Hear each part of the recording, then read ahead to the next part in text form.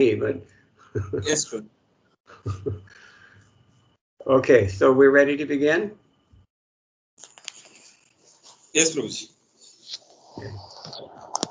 Om Jnanathimiranthasya Jnananjanashalakaya Chakshurunmilitam Yena Tasmai Shri Gurave Namah Shri Chaitanya Manobhishtam Sthapitam Yena Bhutale Swayam Rupa Gadamahyam Dadati Swapadantikam Vandeham Shri Guroho Shri Guru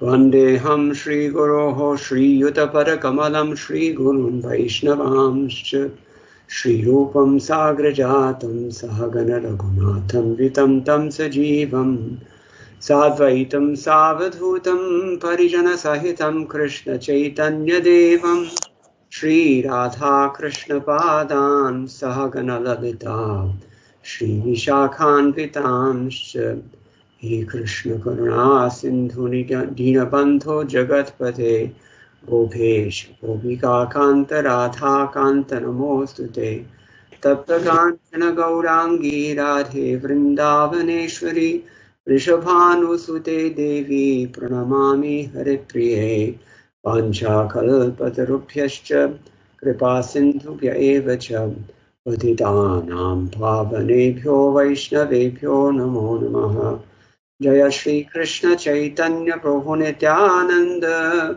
Shri Advaita Gadadhara Shivasadi Gaur Bhakta Vrinda Hare Krishna Krishna Krishna Hare Hare Hare Rama Rama Rama Hare Hare Om Namo Bhagavate Vasudevaya Om Namo Bhagavate Vasudevaya Om Namo Bhagavate Vasudevaya Narayanam Namaskritya Naram Chaiva Narottamam Devim Saraswatim Vyasam Tato Jayamudhirayet Nashtaprayeshva Bhadreshu Nityam Bhagavata Sevaya Bhagavati Uttama Shloke Bhaktir Bhavati Naishtaki Krishne Swadhamo Bhagate Dharmajnanadibhisaha Kalau Nashradharshamesha Ganarko Dhunoditaha Madgavir Vigopala Sri Kuryat Kripaya Yadi Tadevasam Payah Pitva Rishayustat Priyajanaha Shri Devahuti Gachitvayucheta Bhakti Idrishi Mama Gochara Yaya Padamate Nirvanam Anjasan Vashnava Aham. This is Srimad Bhagavatam, 3rd Canto, Chapter 25, Text 28. Srimad Bhagavatam, Skandam 3, Adhyayam 25, Padam 28. You can read the translation purport, short purport. மொழிபெயர்ப்பு பொருளுரை Divine Grace A. Shri Bhaktivedanta Swami Srila Prabhupada ki jai. பகவானின் இந்த கூற்றை கேட்டவுடன் தேவஹூதி விசாரித்தாள். நான் தங்கள் திருவடித்தாமரையின் சேவையை எளிதாகவும் உடனேயும் அடைய எந்தவித பக்தி தொண்டு வளர்த்து கொண்டு பயிற்சி செய்ய ஏற்றது? பொருளுரை: பகவானுக்கு தொண்டு புரிவதிலிருந்து யாரும் தடை செய்யப்படுவதில்லை என்று பகவத்கீதையில் குறிப்பிடப்பட்டுள்ளது. ஒருவர் பெண்ணாக அல்லது தொழிலாளியாக அல்லது ஒரு வணிகராக இருந்தாலும் அவர் தன்னை பகவானின் பக்தி தொண்டில் ஈடுபடுத்தினால் அவர் உயர்த்தப்படுகிறார். முக்திக்கு மீண்டும் பகவானிடம் செல்கிறார். வேறு பட்ட பக்தர்களுக்கும் மிகவும் பொருத்தமான பக்தி தொண்டு ஆன்மீக ஆசிரியரின் ஓமஜானதிமிராந்தஸ்ய ஞானஞ்சனசலாகயா சக்ஷுருன்மிலிதம் யேன தஸ்மை ஸ்ரீ குரவே நமः ஸ்ரீ சைதன்ய மனோபீஷ்டம் ஸ்தாபிதம் யேன பூதலே ஸ்வயம் ரூப கதாமஹ்யம்.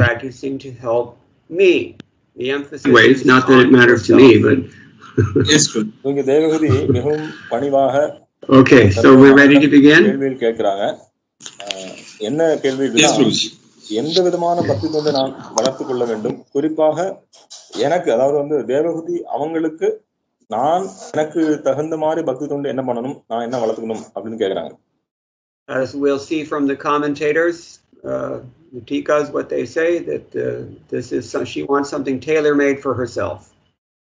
So, அதாவது தனக்கென்று வடிவமைக்கப்பட்ட அவங்களுக்குன்னு தனிப்பட்ட முறையில் அவங்க என்ன செய்ய வேண்டும் அப்படிங்கறத பக்தி தொண்டு கேக்குறாங்க. So we will proceed now because Srila Prabhupada's purport is very short. I'll return to that in a moment. Srila Prabhupada பொருளுரை மிகவும் சின்னதாக இருக்கிறது. நாம அதுக்கு வருவோம். ஆச்சாரியர்களுடைய விளக்கத்தை பார்த்துட்டு. So Sridhar Swami says, Kachit iti, kastvit iti arthaha. This, what is it? Kachit means what kind? So Sridhar Swami சொல்றார், காச்சித் அப்படின்னா எந்த வகையான. Uchita means yogya, proper.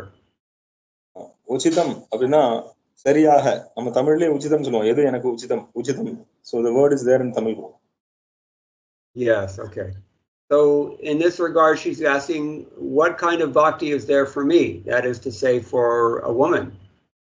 So அவங்க தேவகுதி கேக்குறாங்க, எந்த விதமான பக்தி எனக்கு செய்ய தகுதியானது, அல்லது ஒரு பெண்ணுக்கு எந்த விதமான பக்தி தொண்டு செய்ய வேண்டும். Now it's interesting here, Sridhar Swami also glosses the word gochra in exactly the same way. It means yogya, appropriate. So gochara அப்படிங்கிற வார்த்தைக்கும் எது பொருத்தமானது அப்படின்னு கேக்குறார். The gochara, maybe we can say also it carries the implication certainly of something practical, something tangible.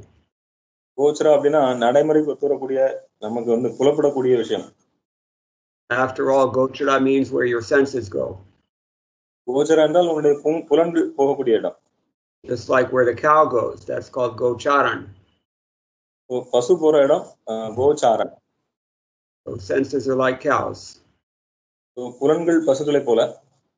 Now, nirvanam, this, according to Sridhar Swami, means mokshatmakam tavapadam swarupam. Oh, yeah, I have to translate. நிர்வாணம்னா முக்தி அடைவது, நம்மளுடைய உண்மையான ஆத்ம சுரூபத்தை அடைவதுதான் மோட்சம். The position of your swarupa, which is naturally liberated, ever liberated. உங்களுடைய உண்மையான சுரூபம் அது இயற்கையாகவே முக்தி அடைந்த நிலை. And anvaishnavai means I will attain immediately and completely. So anvaishnavana உடனடியாக நான் அடைய வேண்டும். He says anantaram eva sarvatmana prapsyami. Very emphatic. She wants to immediately attain the Lord, and she wants to do so completely as well. So அவர்கள் உடனடியாக பகவானை அடைய வேண்டும், முழுமையாக அடைய வேண்டும். There's another reading here. Instead of we have in the verse where it is anjasa anuvashnavai, but in some readings, Sridhar Swami points out, it says instead anjasa tvavashnavai. அஞ்சஷா அன்வாஷ்ணவைக்கு பதிலாக அஞ்சஷா த்வவாஷ்ணவா அப்படின்னு சொல்கிறார். That again refers back to herself. That's why the two is used. So அந்த வார்த்தை எனக்கு, அதாவது தேவகுதி அவங்களுக்குன்னு கேக்குறாங்க. So in other words, tu means kintu, parantu means but. It's a contrast. tu அப்படின்னா ஆனால் அப்படிங்கிற மாதிரி அங்க மாறுபடுத்தி காட்டுறது. So in effect, she's acknowledging that this, what the Lord has been describing up until this point, it's all generic bhakti yoga. So பகவான் இவ்வளவு நேரம் விளக்கி கூறியது பொதுவான பக்தி தொண்டு முறை. And in effect, she's now asking, okay, but what about me personally? Does all this apply to me too? Even me? நீங்க சொன்னதெல்லாம் சரி, இதெல்லாம் எனக்கு ஒத்து வருமா, இதெல்லாம் நானும் செய்ய வேண்டுமா? In Kramasandarbha, Jiva Goswami says, Atha purva nirdishta bhaktereva sarva jivatvam adhigamya tam eva prachanti tatrapi dainyena sarvatra nijanadhikaritam manvana tad vishesham prachiti kachit ityadina. in the verses beginning with this one, she considers herself as lacking candidacy or suitability for this process in every respect. Jiva Goswami கிரமசங்கத்துல சொல்றார், இந்த ஸ்லோகத்துல இருந்து ஆரம்பிச்சு தேவகூதி வந்து தன்னை இந்த பக்தி தொண்டுக்கு ஒரு தகுதி இல்லாத ஒரு மாணவியாக அல்லது தகுதி இல்லாதவளாக அவர்கள் கருதுகிறார்கள். So she's understood that this is actually for all living beings, and she's humbly now inquiring that this into that very bhakti that he's already described. So இது வந்து எல்லாருக்கும் பொதுவானதுன்னு எல்லாருக்கும் புரிந்ததுதான்.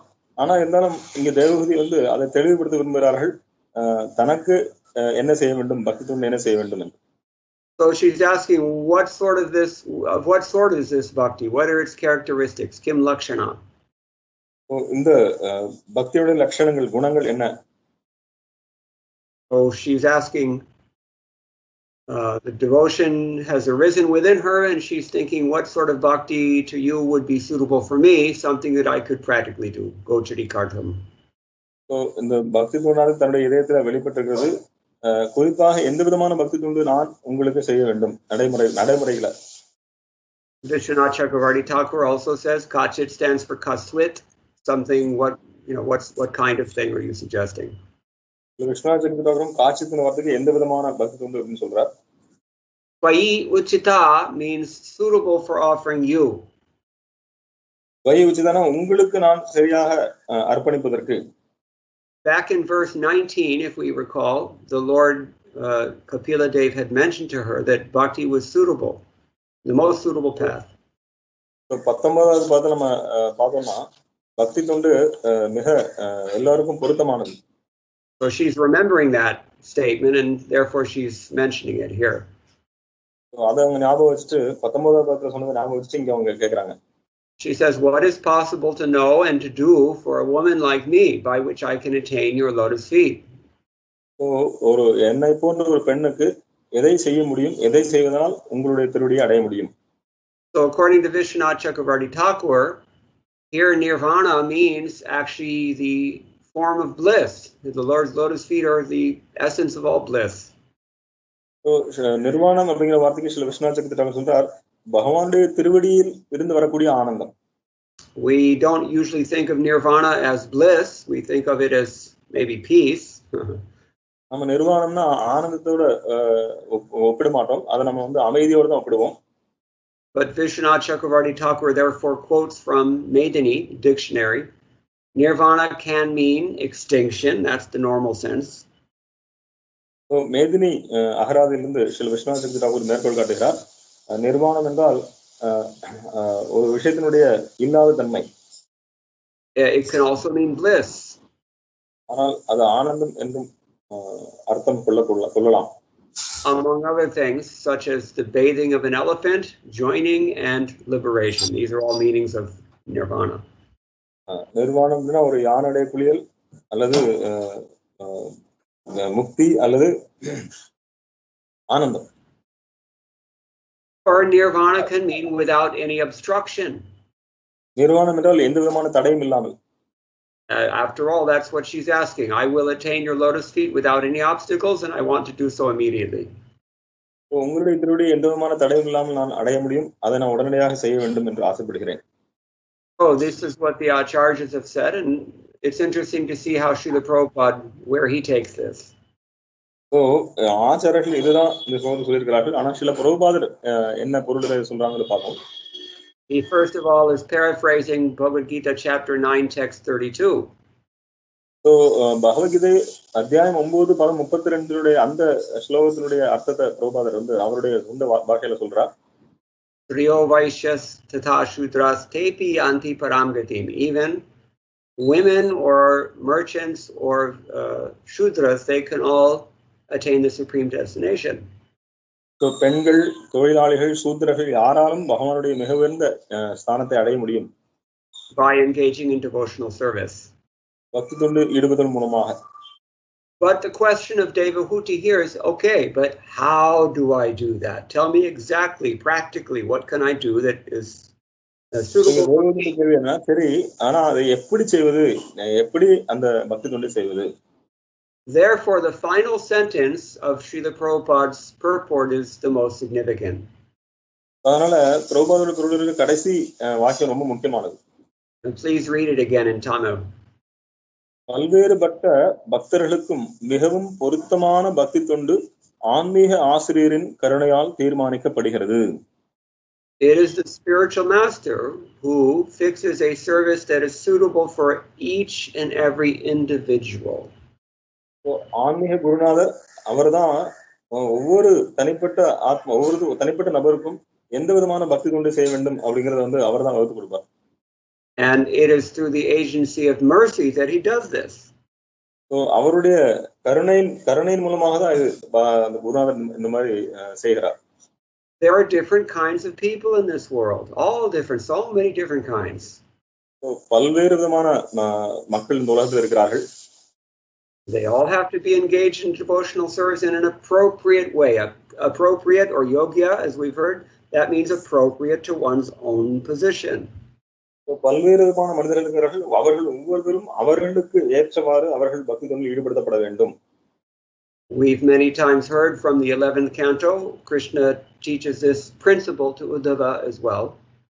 11வது ஸ்கந்தத்துல கிருஷ்ணர் உத்தவருக்கு இந்த கொள்கையை விளக்குகிறார்.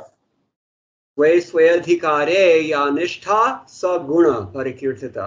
When a person is fixed in the position that is proper for him or for her, personally, that is considered to be guna.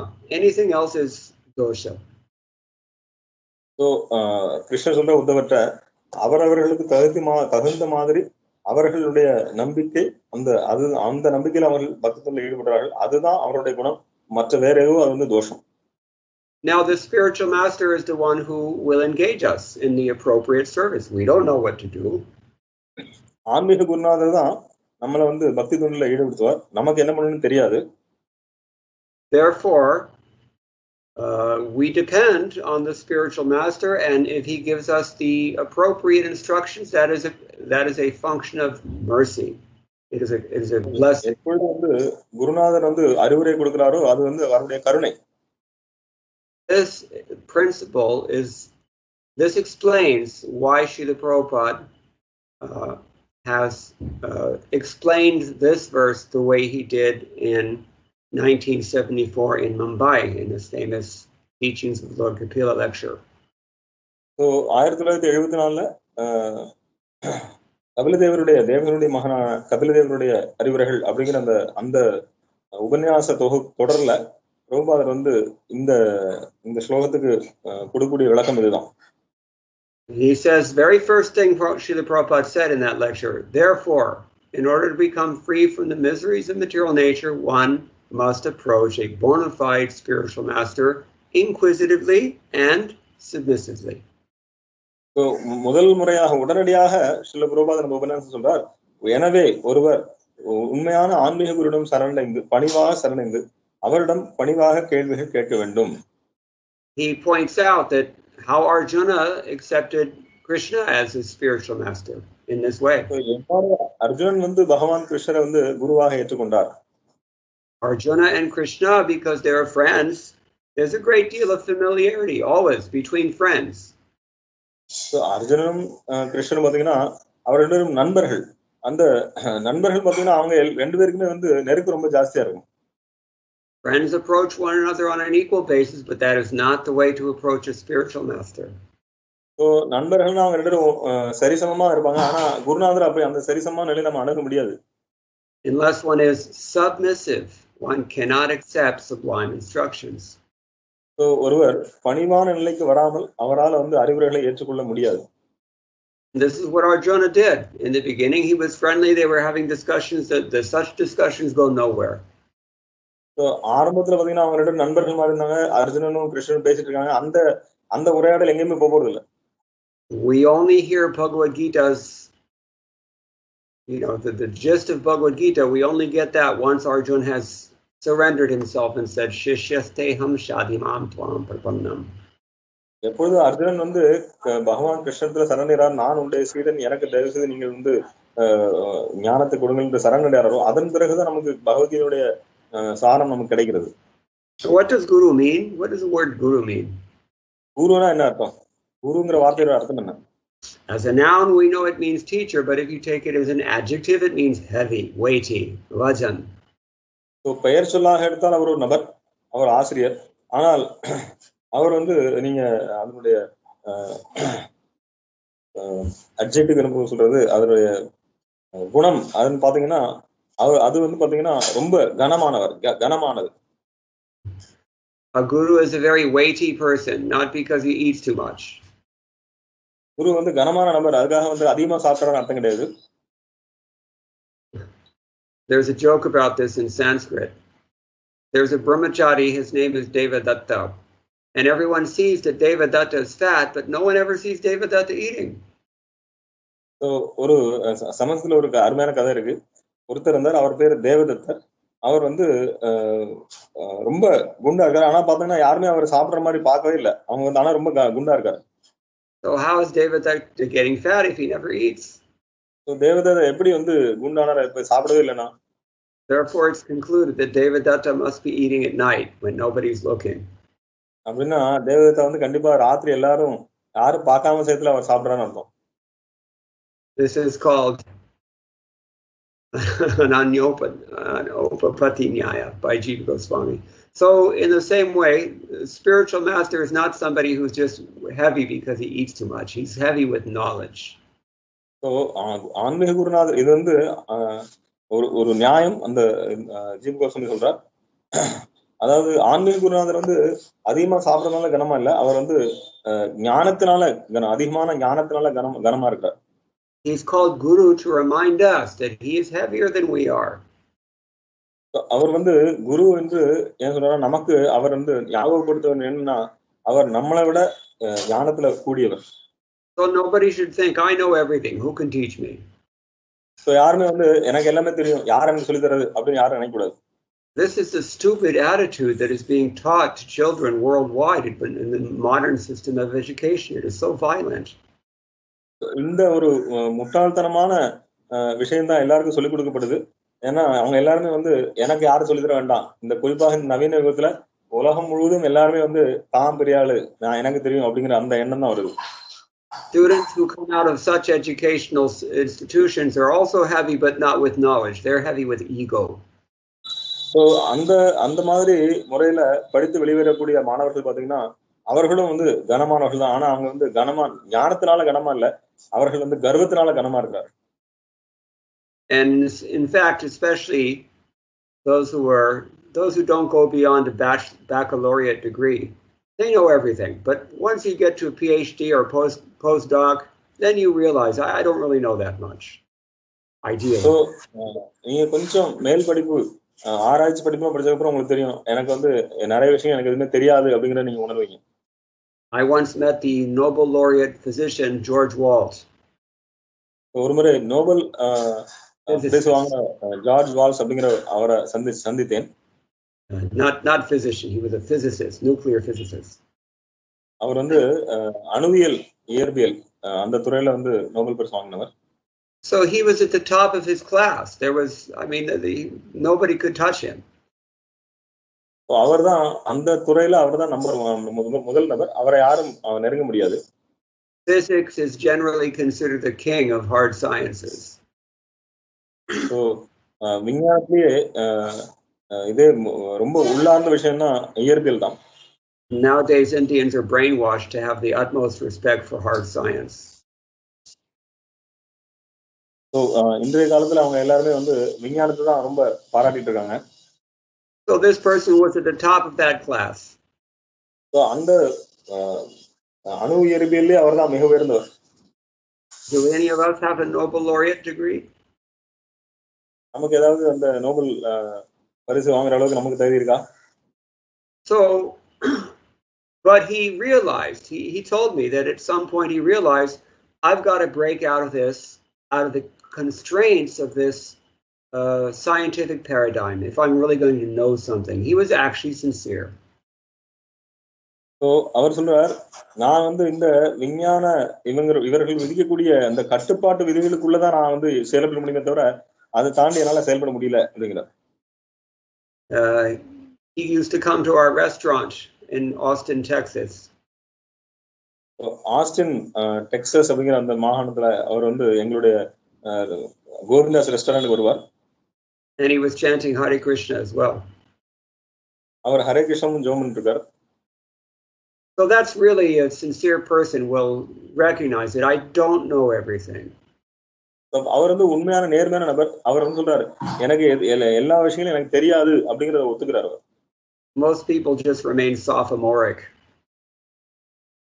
So நிறைய பேர் வந்து அவர்கள் வந்து தனக்கு எல்லாம் தெரியும் அப்படிங்கிற எண்ணத்துல இருக்காங்க.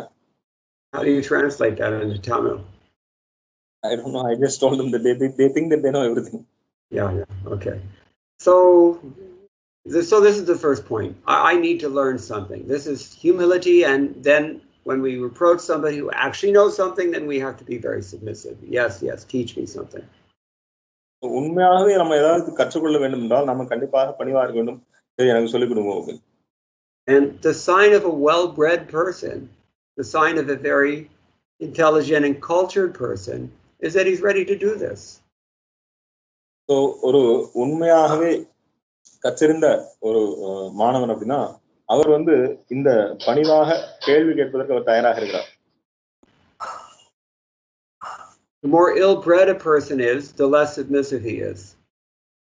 So அவர் வந்து எந்த அளவுக்கு பணிவு இல்லாம இருக்காருன்னா அவர் எந்த அளவுக்கு அவர் வந்து கல்வி கற்கவில்லையோ அந்த அளவுக்கு வந்து பணிவு இல்லாம இருக்கார். And Prabhupada points out that when a child goes to the Gurukula, he becomes a brahmachari and works like a menial servant for the spiritual master. சில பிரபா சொல்றாரு எப்பொழுது ஒரு குழந்தையானது குருகுலத்துக்கு போகுதோ அந்த குருநாதரிடமிருந்து அவர் மிக பணிவுள்ள ஒரு ஏவலாளியாக அவர் வந்து சேவை செய்ய தயாராக இருக்கிறார்.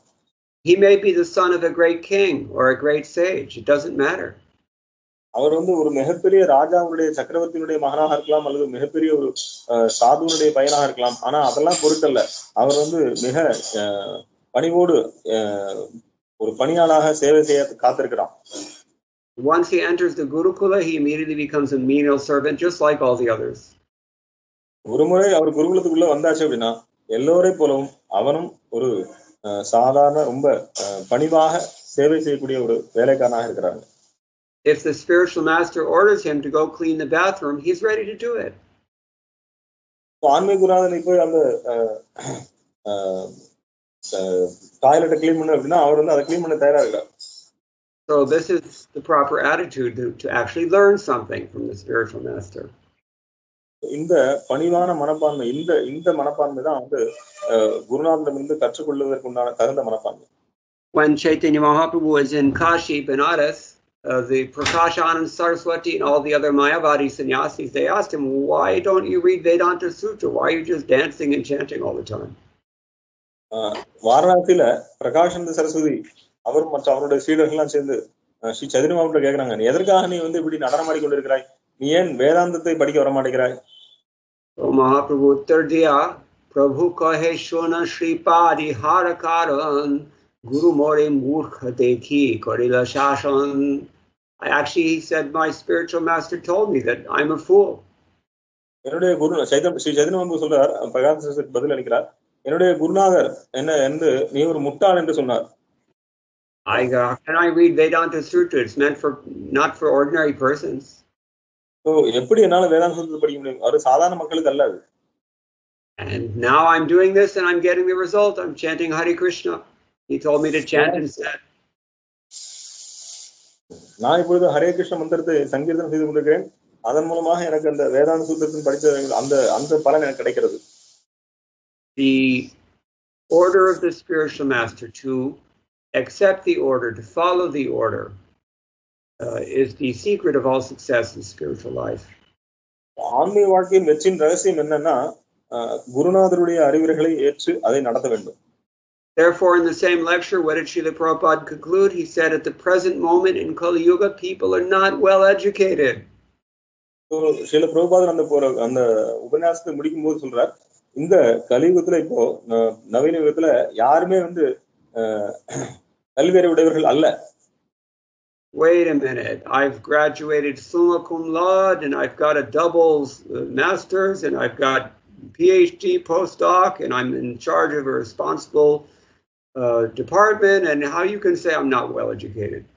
ஸோ எப்படி நீங்க வந்து நான் நல்லா படின்னு சொல்லலாம்? நான் வந்து பள்ளிக்கூடம் போயிருக்கிறேன், கல்லூரி போயிருக்கிறேன், முதுகலை பட்டம் வாங்கியிருக்கிறேன், நான் வந்து ஆராய்ச்சி பட்டம் பெற்று நான் பெரிய PhD பட்டம்லாம் வாங்கியிருக்கிறேன், நான் ஒரு பெரிய துறைக்கு தலைவராக இருக்கிறேன், எப்படி வந்து என்ன நீங்க கல்வியறிவு இல்லாதன்னு சொல்லலாம்?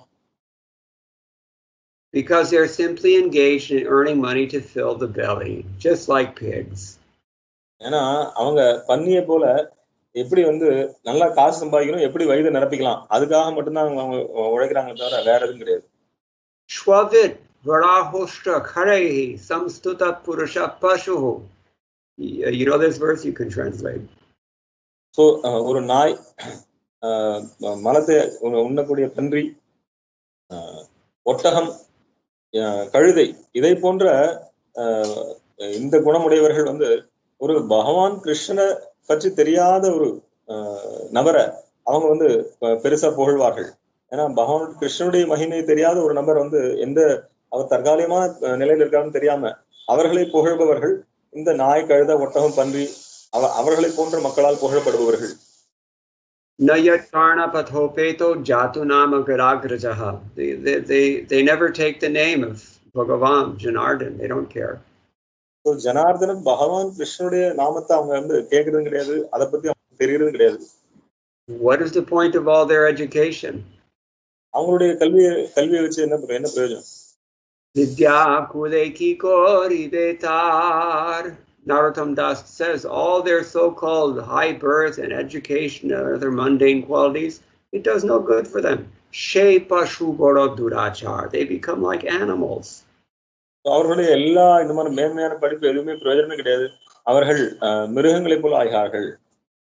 So Chaitanya Mahaprabhu, he knows everything, but he assumed the role of an ordinary person just to instruct us, those of us in this illiterate, ignorant society. So Chaitanya Mahaprabhu எல்லாம் தெரியும், எல்லா ஞானமும் உடையவர். ஆனால் அவர் மிகவும் பணிவான நிலை, எதுவும் தெரியாத ஒரு பணிவான நிலையை ஏன் எடுத்துக்கிறார்னா, நமக்கு அறிவுரை வழங்குவதற்காக. நாம வந்து இந்த மாதிரி பல மேன்மையான விஷயங்கள் மேல் படிப்புகள்லாம் படிச்சு எல்லாம் பண்ணியிருந்தாலும், ஆனா நமக்கு உண்மையிலே எந்த விஷயமும் தெரியாது, நாம முட்டாள் அப்படிங்கிறத நமக்கு அறிவுறுத்துவதற்காக ஸ்ரீ சைத்தன்ய மகாபிரபு அந்த பணிவான நிலையை ஏற்றுக்கொள்கிறார்.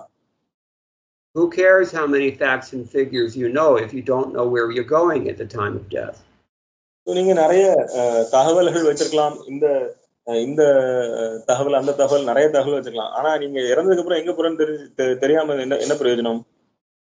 In this age, people are not even interested in Vedanta Sutra. They haven't even heard of Vedanta Sutra. They don't even know what it is. இன்னைக்கு இருக்கக்கூடிய யுகத்துல வேதாந்த சூத்திரம்ங்கிற விஷயம் அவங்க வேதாந்த சூத்திரம் என்னன்னு தெரியாது. அந்த வேதாந்த சூத்திரம்ங்கிற பேரே அவங்க கேள்விப்பட்டிருக்க மாட்டாங்க. சோ என்ன சொல்றது? There are 8,400,000 different options awaiting them at the time of death. So மரணத்தின் திருவாயில் அவர்களுக்கு 84 லட்சம் வகையான வாய்ப்புகள் காத்து கொண்டிருக்கிறது.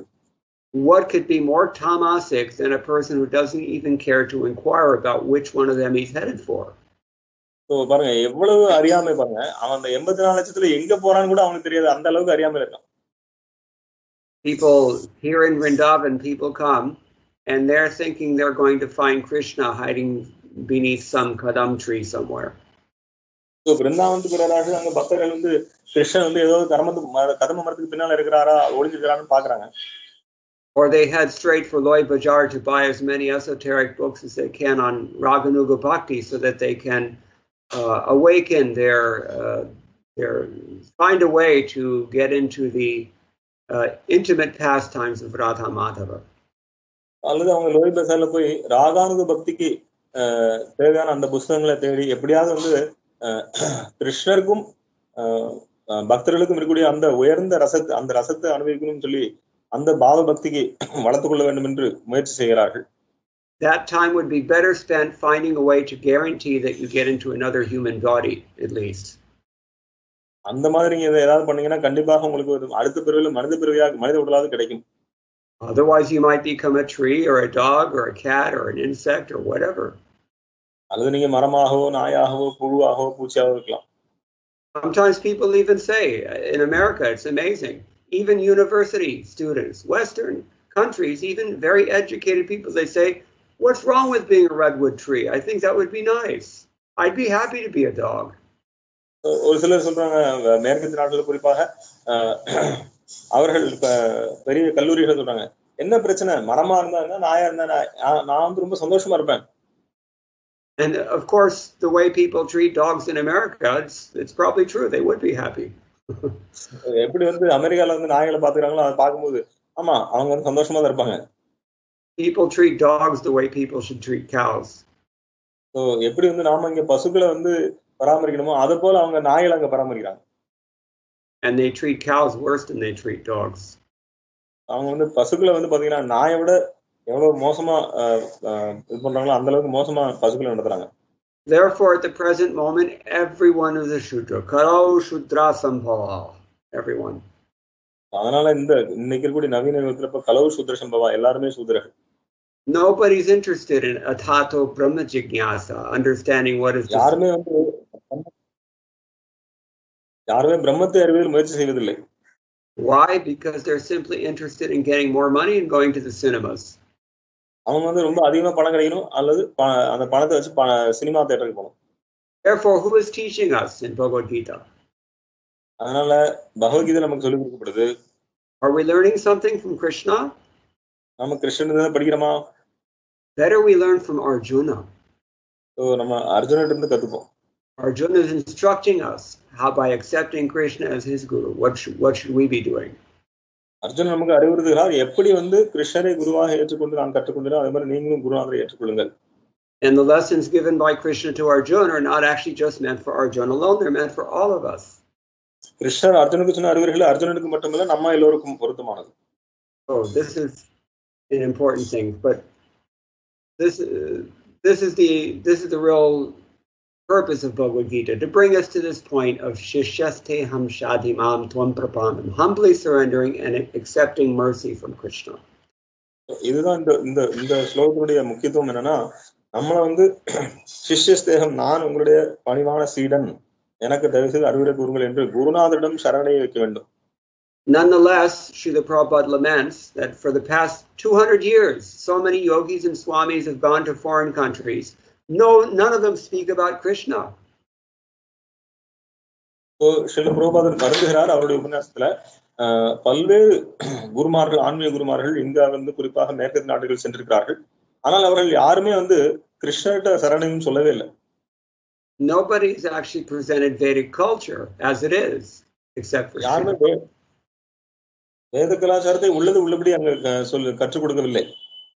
They've simply presented some hodgepodge pastiche of Indian philosophy. வந்து அவர்களாக சமைத்த ஒரு பல்வேறு விதமான கற்பனையான விஷயங்களை வந்து வேத கலாச்சாரத்தை வந்து அங்க சொல்லிக் கொடுக்காமல் குறிப்பா ஒரு அவங்களுடைய மனக்கற்பனையான விஷயங்களை சொல்லிக் கொடுத்துருக்காங்க. So the majority of Srila Prabhupada's comments on this verse are that we have to render service to a guru and surrender ourselves. So பிரபுபாதுடைய அந்த உபன்யாசத்துல பெரும்பான்மையான பகுதி வந்து பிரபுபாத் என்ன சொல்றாருன்னா, ஆன்மீக குருநாதனும் சரணடைந்து அவருக்கு சேவை செய்ய வேண்டும். He says it is not that one should just accept any person as a guru. அவர் சொல்ற யாரை வேணா நீங்க குருவா ஏற்றுக்கொள்ள கூடாது. Sometimes people join ISKCON and they just take initiation from the first person that shows up. So சில நேரங்கள்ல ISKCON போறாங்க, அந்த முதல்ல யாரை பார்க்கறாங்களோ அவங்களே வந்து குருவா ஏத்துக்கறாங்க. Or they go and take initiation from the person that their friends are taking initiation from. அல்லது அவருடைய நண்பர்கள் யார் தீட்சை வாங்குறாங்களோ அவங்கள்ட்ட போய் தீட்சை வாங்குறாங்க. Or they take initiation from the person who sings nicely. அல்லது அவங்க வந்து யார் வந்து ரொம்ப நல்லா பாடுறாங்களோ அந்த அவர்கிட்ட போய் தீட்சை வாங்குறாங்க. Or from the person that they know will not chastise them or will never see them even. அல்லது எந்த நபர் எந்த குருநாதர் என்ன வந்து திட்ட மாட்டாரோ அந்த குருநாதர் போய் வந்து நான் தீட்சை வாங்கிறேன், அல்லது எந்த குருநாதரை இனிமே நான் பார்க்கவே மாட்டேனோ அந்த குருநாதர் தீட்சை வாங்கிறேன். You have to find the representative of Krishna. This is your responsibility only. நீங்க வந்து கிருஷ்ணருடைய பிரதிநிதி யாருன்னு நீங்க தான் வந்து அது உங்களுடைய பொறுப்பு. கிருஷ்ணருடைய பிரதிநிதி யாருன்னு நீங்க கண்டுபிடிக்கணும். If you shirk your responsibility, nobody else is going to suffer. You will suffer. நீங்க உங்களுடைய பொறுப்புல இருந்து நீங்க தப்பிக்கணும்னு நினைச்சீங்கன்னா அப்போ அதுக்குண்டான தண்டனை நீங்க தான் அனுபவிக்கணும். But you have to find a bona fide guru, spiritual master, somebody who's actually representative of Krishna. நீங்க அதிகாரபூர்வமான குருநாதரை தேர்ந்தெடுக்க வேண்டும். அவர் கிருஷ்ணருடைய பிரதிநிதியாக இருக்க வேண்டும். Then we can actually surrender. அப்போ நம்ம அவர்கிட்ட சரணடையலாம். Surrender means that one will accept whatever the Guru says. அவர்கிட்ட சரணடைகிறது அப்படின்னா குருநாதர் என்ன சொன்னாலும் அதை கேட்க வேண்டும். There's no way you can do that unless you are convinced that this person is actually representing Krishna transparently. நீங்க அதை செய்ய முடியாதுன்னா கிருஷ்ணரை பிரதிநிதிக்கிறார் இவர், அப்படி ஒளிவுமுறை இல்லாமல் கிருஷ்ணர் சொல்வதை சொல்கிறார் அப்படிங்கறத நீங்க அதை நீங்க அதுல நீங்க குருநாதர் இடத்துல நம்பிக்கை இருந்தா மட்டும்தான் நீங்க சரணடைய முடியும். Then Srila Prabhupada adds, it's not that one thinks, I don't care for my Guru's order, but still I'm a disciple. So ஒரு பிரபுபாதர் சொல்றார், ஒருத்தர் நினைக்கலாம் நான் என்னுடைய குருநாதர் அறிவை பத்தி அவர் பொருட்படுத்தல, ஆனா நான் அவருடைய சிஷ்யர் தான். It's become a fashion to accept a guru like that as a pet. So இது ஒரு ஃபேஷன், நானும் குரு வச்சிருக்கேன் அப்படிங்கிறது. But that's not actually accepting a guru. It won't help anyone.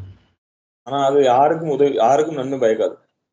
What happens when you accept a bona fide guru? What's the first thing that Arjuna experienced? So குருநாதர் ஒரு அங்கீகரிக்கப்பட்ட குருநாதரை நீங்க கிடைச்ச உடனே உங்களுக்கு என்ன நடக்கும்? அர்ஜுனன் முதல்ல என்ன அனுபவித்தான்? As soon as Arjuna said, Shishyaste ham shadhimam tvam prapannam, what's the first thing that Krishna said? He immediately chastised him. Immediately. So Arjunan நான் உங்களுடைய சீடன், எனக்கு தயவு செய்து அறிவுரை கூறுங்கன்னு சொன்ன உடனடியாக கிருஷ்ணன் அர்ஜுனன் சத்தம் போடுறார். Ashochanam vashocastvam pragyavadamshcha bhashase gatasuna gatasunshcha nanushoshachi pandita. So உடனடியாக கிருஷ்ணன் சொல்றார், நீ பெரித பண்டிதன் மாதிரி பேசுற, ஆனா ஒரு அறிஞன் வாழ்பவர்களுக்காகவோ மாண்டவர்களுக்காகவோ வருந்துவதில்லை. Prabhupada said, Krishna told Arjuna he's fool number one. So Prabhupada சொல்றார், கிருஷ்ணன் அர்ஜுனன் சொன்னார், நீ நம்பர் 1 முட்டாள். How do we know Arjuna is fool number one? How does Krishna know this? So எப்படி நமக்கு தெரியும், கிருஷ்ணனுக்கு எப்படி தெரியும் Arjunan number 1 முட்டாள்னு? There are symptoms. அதுக்கு அறிகுறிகள் இருக்கு.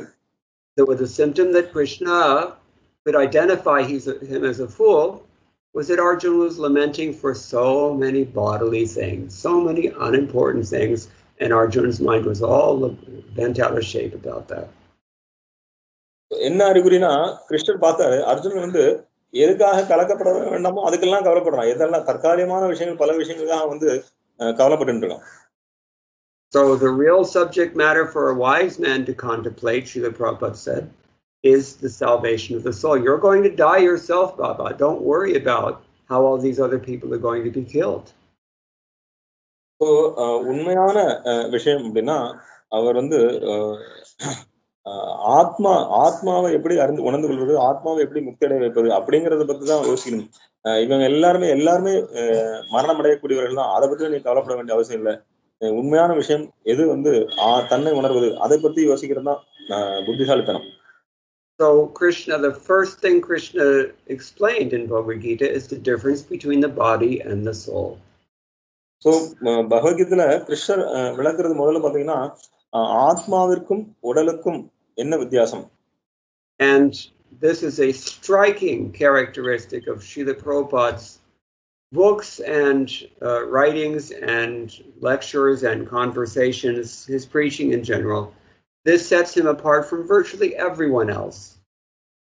So மற்ற எல்லாருக்கும் ஸ்ரீல பிரபுபாதருக்கும் ஒரு முக்கியமான வித்தியாசம் அப்படின்னா அது நம்ம தமிழ்ல சொல்ல நெத்தியிட்டின்னு சொல்லலாம், அல்லது பிரபுபாதர் புஸ்தகம் படிச்ச உடனே எல்லா பிரபுபாதர் புஸ்தகங்கள் உபன்யாசங்கள் எல்லாத்துலயுமே அவர் உடனடியாக ஆத்மா வேற உடல் வேற அப்படிங்கறத தெளிவுபடுத்துறதுல ரொம்ப தெளிவாக இருப்பார். Srila Prabhupada is constantly reminding us of what we really need to hear, not just entertainment. So Srila Prabhupada தொடர்ந்து விடாமல் சொல்லிக் கொண்டிருக்கிறார், நாம எதை கண்டிப்பாக தெரிந்து கொள்ள வேண்டுமோ அதை. These other so-called swamis and avatars and yogis and this and that, they all only say as much as they need to say to pick up their checks. So இந்த போலி சாமியார்கள் அல்லது போலி துறவைகள் இவங்கெல்லாம் பலவிதமான விஷயங்கள் அவங்க எல்லாம் என்ன சொல்றாங்கன்னா, அவங்க உங்களுக்கு பிடித்தமான விஷயங்கள் சொல்லிட்டு உங்களுடைய செக்கை வாங்குறதுக்கு, அவங்களுடைய காசோலையை வாங்குறதுக்கு அவங்க ரெடியா இருக்காங்க. And in order to brand themselves, they have to say something different. They got to change everything. So அவங்க தான் தான் சொல்லக்கூடிய விஷயம் ஒரு ஒரு ஒரு தனிப்பட்ட பிராண்ட், நான் இதை தான் பண்றேன் அப்படின்னு மற்றவங்கள்ட்ட இருந்து வித்தியாசப்படுத்தி காட்டுறதுக்காக அவங்க ஏதாவது மாத்தி சொல்ல வேண்டியிருக்கு. Because it's a career for them, actually. ஏன்னா அவங்களுக்கு இது ஒரு பெரிய ஒரு வியாபாரம் அல்லது தொழில். Because it just supports their bodily necessities.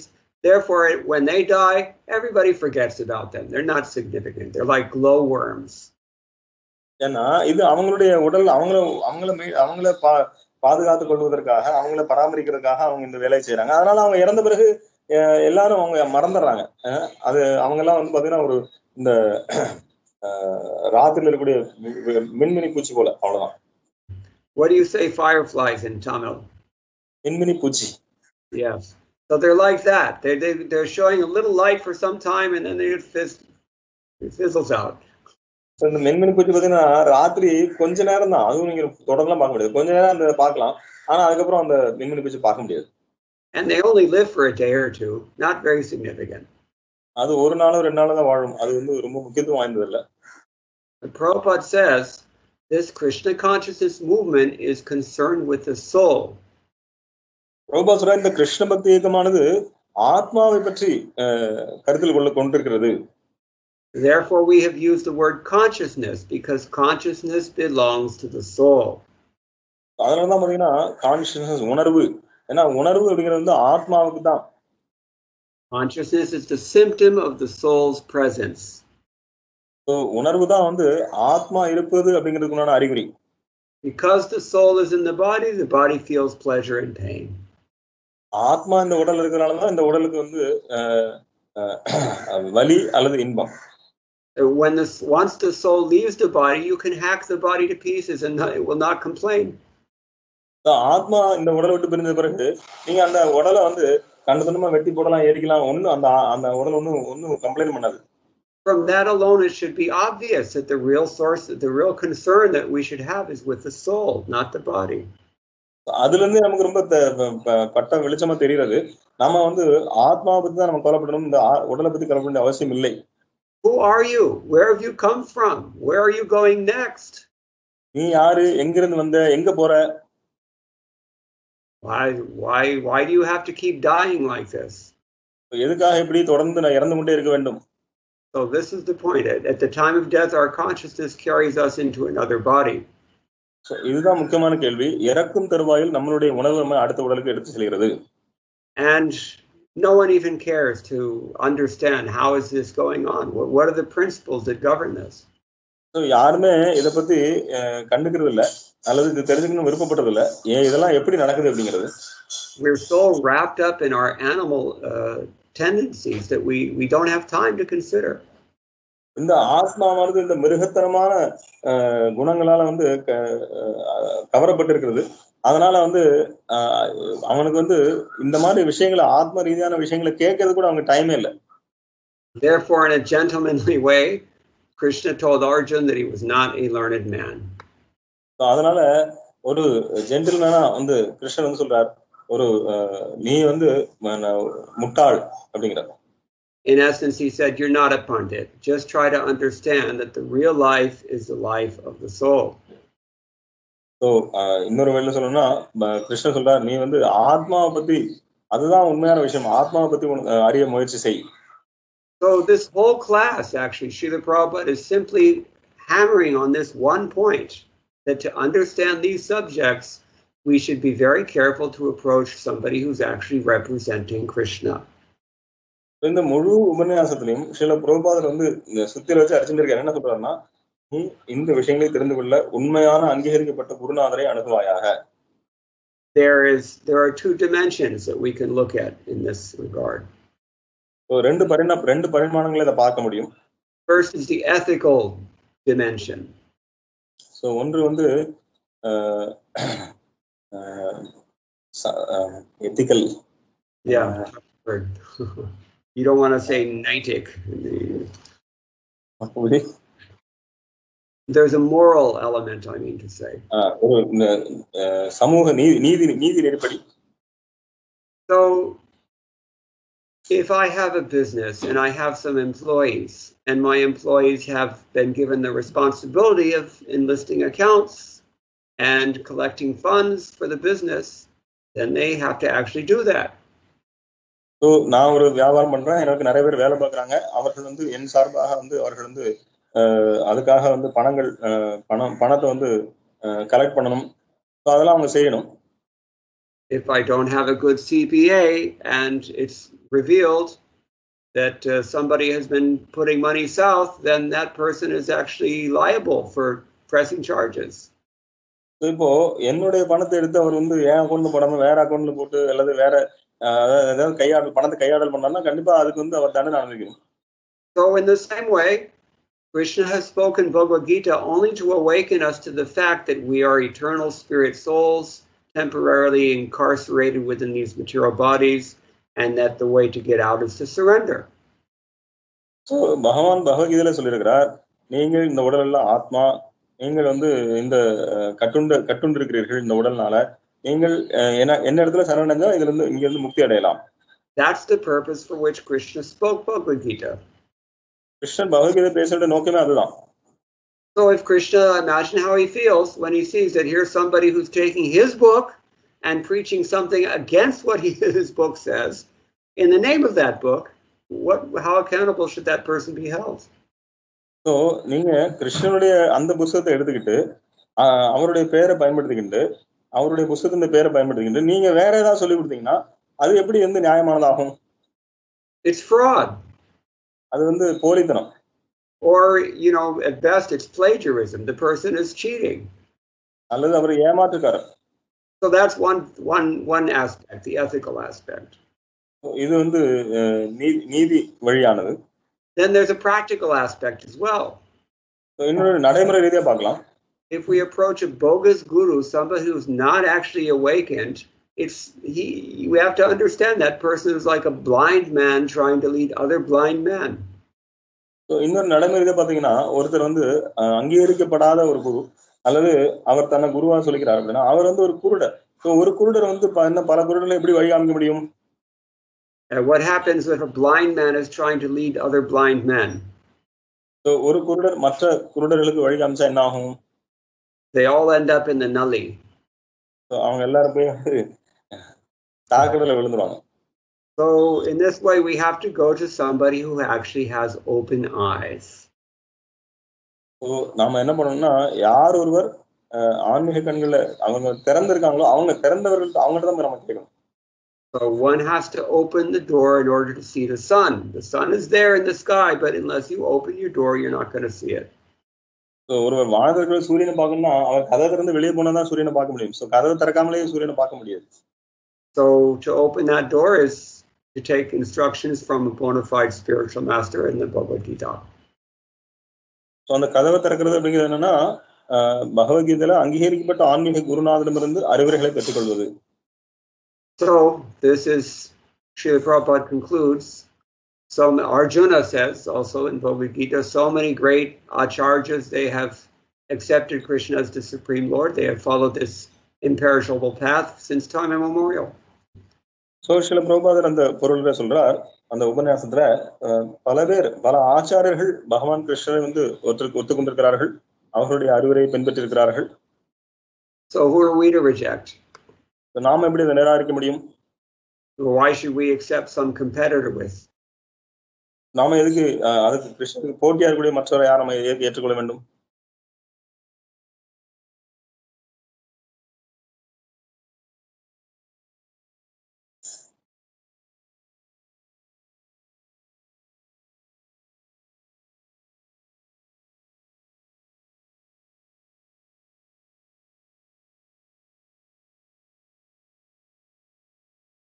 Hare Krishna Babu. Hare Krishna Babu. Yes, can you hear me? Yes, but now only I can hear. Okay. So, I don't know. So what was the last thing you heard me say? So many acharyas have accepted. Who are we to reject it? Yes, and why should we accept somebody who's actually competing with Krishna to be his so-called representative? That doesn't make any sense either. So கிருஷ்ணனோட போட்டி போடக்கூடிய போலியான நபர்கிட்ட அவங்களே நாம எதுக்கணும்? And a third option is we should not engage in mental speculation. We should just surrender to a bona fide guru and be happy. மூன்றாவது நம்ம வந்து நம்மளுடைய மன யூகத்துல மன கற்பனையில மூழ்கக்கூடாது. நாம உண்மையான குருநாதர்கிட்ட சரணடைய வேண்டும். நாம உண்மையாகவே சந்தோஷம் அடைய வேண்டும் என்றால். Devahuti is doing this. She's an example. Devahuti இதைதான் செய்யறாங்க. அவங்க தான் நமக்கு உதாரணம். She's not proud saying I'm your mother and I'm the wife of so and so many things like that. She's humbly. நான் வந்து கபிலருடைய அம்மா, நான் வந்து இவங்களுடைய கர்தமுனியுடைய மனைவி அப்படிலாம் அவங்க சொல்லல. Okay, so I'm going to stop here, but if anybody has any questions or any comments, we can discuss. நான் இங்க நிறுத்துகிறேன். பக்தர்கள் ஏதாவது கேள்விகள் கருத்துக்கள் இருந்தா சொல்லுங்க.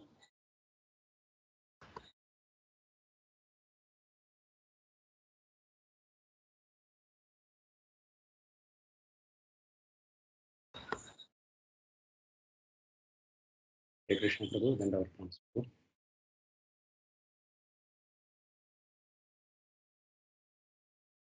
Prabhu got disconnected. Prabhu. கேட்க மாட்டேங்குது சரியா? ஹரே கிருஷ்ணா பிரபு, இப்போ பெட்டரா இருக்கா பிரபு? சொல்லுங்க பிரபுஜியோட இது screen Prabhuji disconnected. Hare Krishna Prabhu. Hare Krishna Prabhu.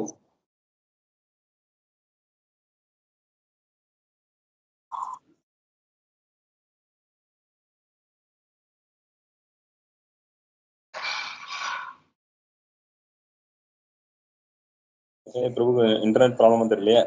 S Prabhu.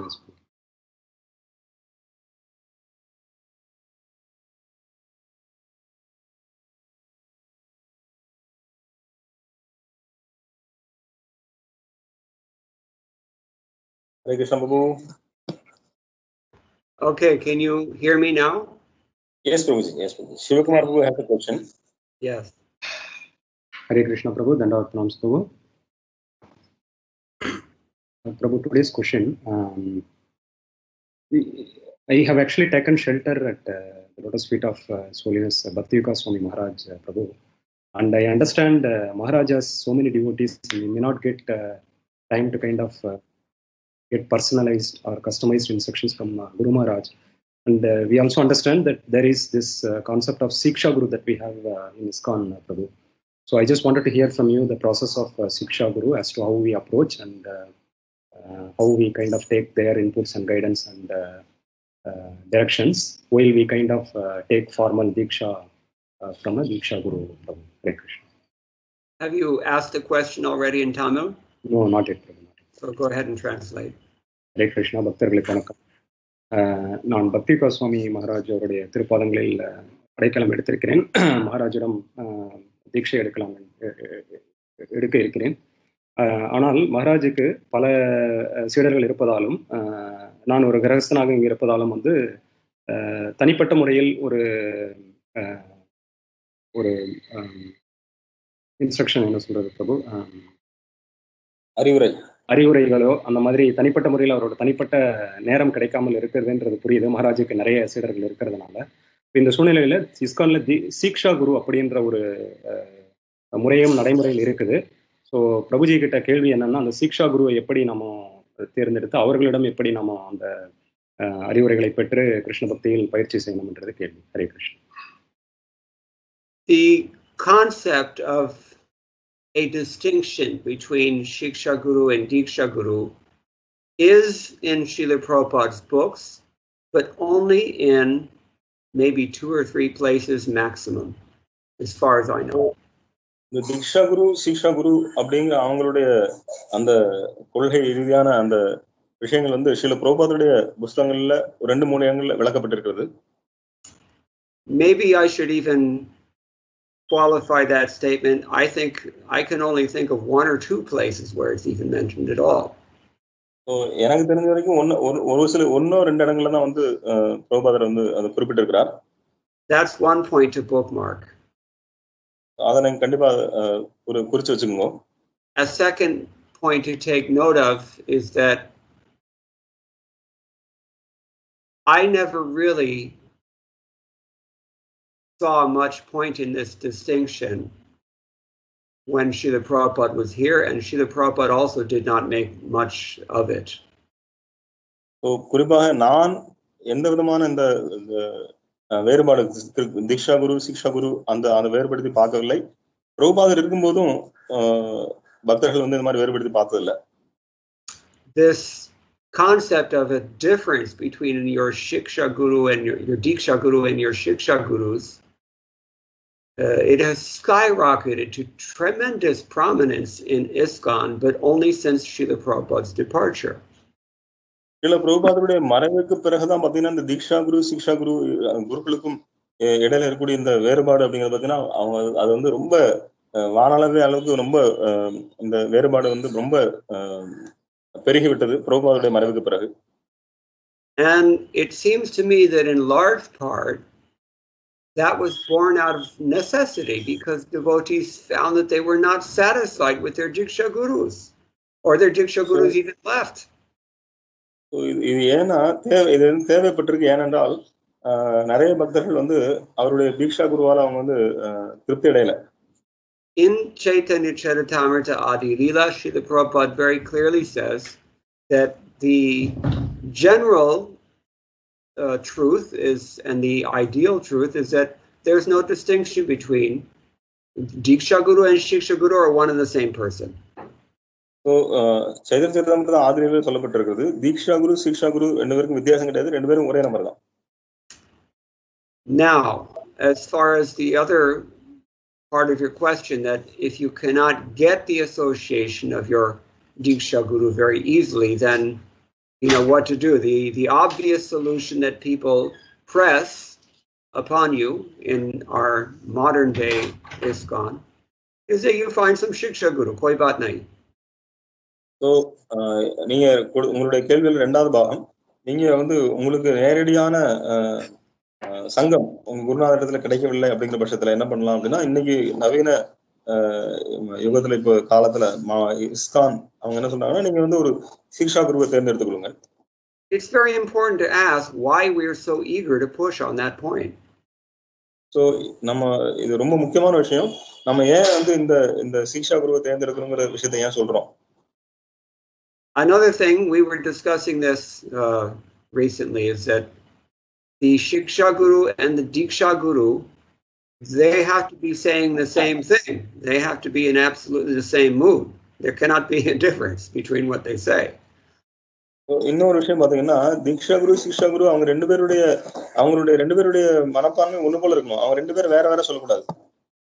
If you find that your Shiksha, so-called Shiksha Guru, is saying something different than your Diksha Guru, then reject that Shiksha Guru and listen to your Diksha Guru only. So, எப்போ வந்து உங்களுடைய தீக்ஷா குரு ஒரு விஷயம் சொல்றாரு, சிக்ஷா குரு வேற விஷயம் சொல்றாரு அப்படின்னா, நீங்க உடனடியாக உங்க சிக்ஷா குருவை வந்து நிராகரிக்க வேண்டும். உங்க தீக்ஷா குரு என்ன சொல்றாரோ அதை தான் கேட்கணும். I mean, that's a little harsh to say reject him, but the point is that the Shiksha Guru should definitely be someone who is able to bring you closer to your Diksha Guru, not otherwise. அந்த நிராகரிக்கும் சொல்ற வார்த்தை ரொம்ப ரொம்ப கடினமான வார்த்தை. ஆக்சுவலா என்னன்னா, அந்த சிக்ஷா குருங்கிறவர் வந்து உங்களை தீக்ஷா குருவனுடைய அருகில வந்து கூட்டிக்கொண்டு செல்ல வேண்டும். ஸோ அதுதான் அவருடைய மூடா இருக்கணுமே தவிர அவர் தீக்ஷா குருட்ட இருந்து பிரிச்சு கூட்டு போக கூடாது. Shiksha Gurus there can be so many, but Diksha Guru there's only one. சிக்ஷா குருக்கள் நிறைய பேர், ஆனா தீக்ஷா குரு ஒருத்தர் தான். And he's given you the mantra. He's the person taking you back to Godhead. அவர் தான் உங்களுக்கு மந்திரத்தை கொடுத்திருக்காரு, அவர் தான் உங்களை ஆன்மீக உலகத்துக்கு கூட்டு போறார். So if his association is very difficult to get, then what to do? So இந்த சங்கம் குருநாதர்கிட்ட கிடைக்கலன்னா என்ன பண்றது? You work very hard and get his attention such that he wants to see you. So நீங்க ரொம்ப கடினமாக உழைத்து அவருடைய கவனத்தை ஈர்ங்க. அவர் வந்து உங்களை பார்க்கணும்னு ஆசைப்படணும். Our process is only for that purpose anyways. நம்மளுடைய வழிமுறையே அதுக்கு தான். That is the whole point of Krishna consciousness. We want to attract Krishna's attention and we want to hold Krishna's attention. That means we have to work hard. நாம கிருஷ்ணனுடைய கவனத்தை நம்ம மேல ஈர்க்க வேண்டும்னா நம்ம கடினமாக உழைக்க வேண்டும். கிருஷ்ணனுடைய கவனத்தை நம்மால் ஈர்க்க வேண்டும்.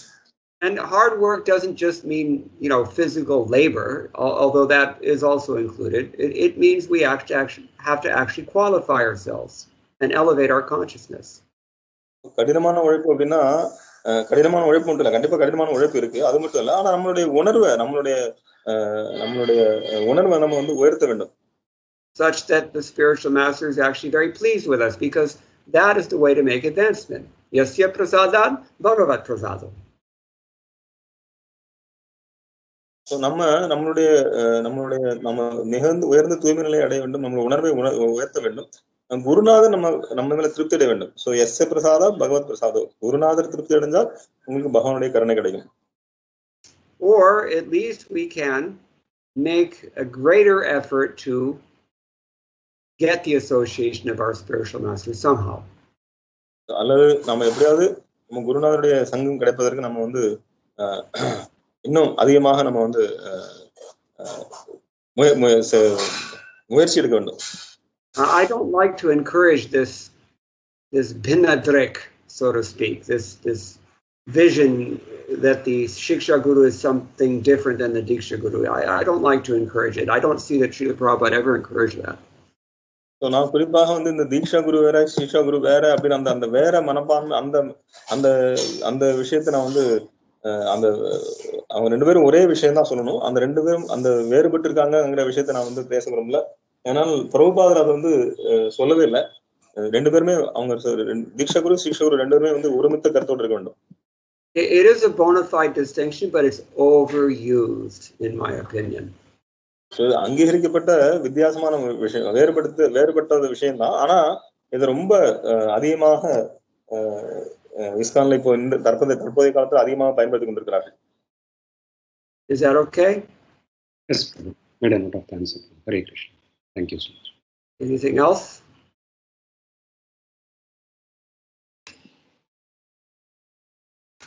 Kishori Priya has a question. Hare Krishna, Prabhuji, Dandavat Pranam, all praise to Srila Prabhupada. Actually, I have two questions, but I can ask one and then see if someone else has a question. So,